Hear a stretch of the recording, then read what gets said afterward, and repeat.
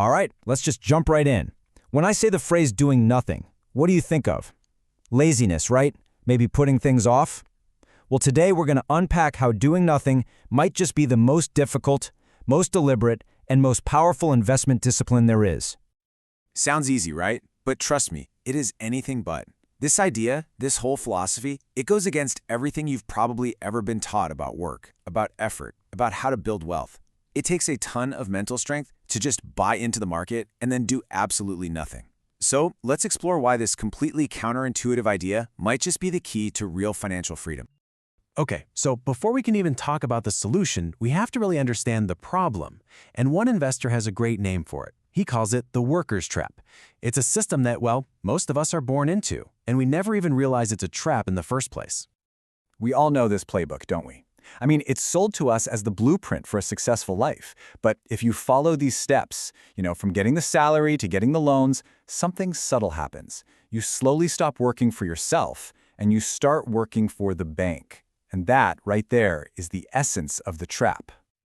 And look, according to the source material here, this system is no accident. It's engineered. It's designed to make sure there's a steady supply of workers paying taxes to the government and interest to the banks. It keeps the whole economic machine humming along, fueled by your time and your work. So here's the bottom line.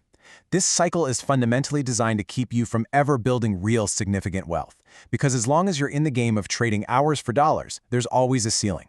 So the big question is, if the traditional path is a trap, how in the world do you get out? All right, so let's get into the solution. And it's both incredibly simple and profoundly difficult. The antidote to the trap is the discipline of deliberate inaction. It's the art of doing nothing.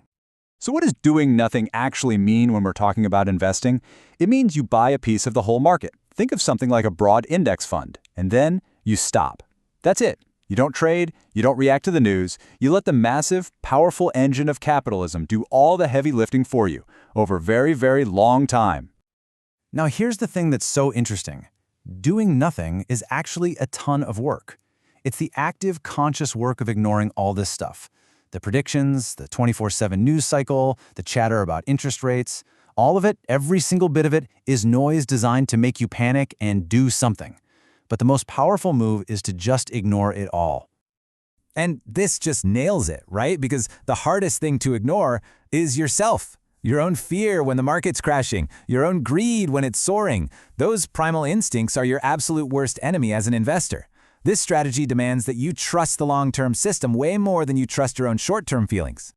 But, and this is a huge but, this do-nothing strategy isn't for everyone. It comes with a brutal, non-negotiable price of admission. Before you can even start, you have to be able to look yourself in the mirror and honestly answer one terrifying question about your own limits. I want you to really think about this for a second. I mean, really. Imagine the absolute worst financial storm you can conjure up. A crash that just demolishes fortunes. This philosophy demands that you prepare for that, not as a remote possibility, but as a future certainty. Could you honestly watch your entire life savings, everything you've worked for, get slashed by 85%? I mean, see that number in your account, a tiny fraction of what it once was, and not sell?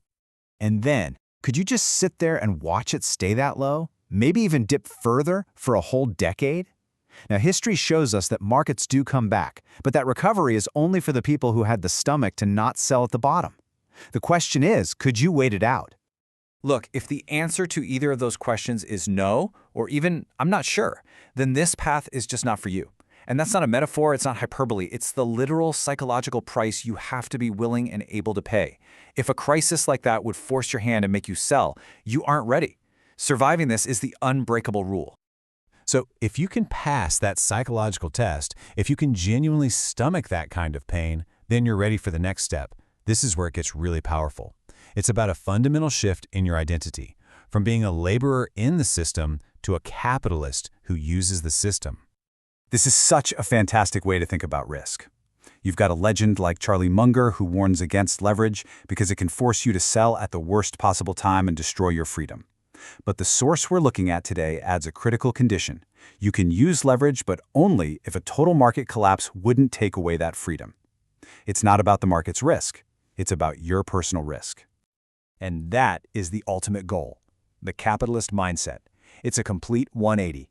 You stop working for money, and you put your money to work for you 24/7.